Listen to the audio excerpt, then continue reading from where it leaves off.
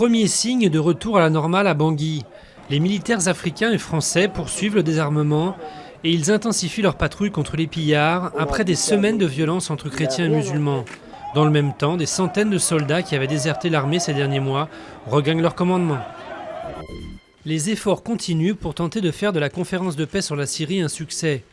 De Paris, les États-Unis et la Russie ont appelé à un cessez-le-feu limité, par exemple à Alep, et à un échange de prisonniers entre le régime et la rébellion, deux exigences de la coalition de l'opposition syrienne pour participer à la conférence de paix prévue à Genève à partir du 22 janvier.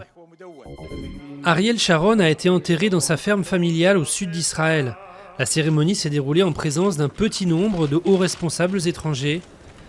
Aussitôt les obsèques terminées, 2 projectiles tirés de la bande de Gaza sont tombés non loin du lieu de l'enterrement. Beaucoup de Palestiniens considèrent Sharon comme un criminel. L'année 2013 a été bonne pour Airbus, très bonne même.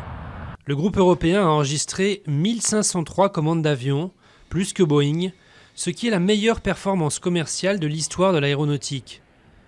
Il a livré au total 626 appareils l'an dernier et prévoit d'en livrer encore davantage en 2014. Un grand succès de santé publique. L'Inde célèbre 3 années sans aucun nouveau cas de polio, alors que les nombreux mendiants boiteux du pays montrent le lourd héritage laissé par cette infection. Désormais, le virus est éradiqué et cette petite fille, la dernière patiente atteinte, vit aujourd'hui normalement.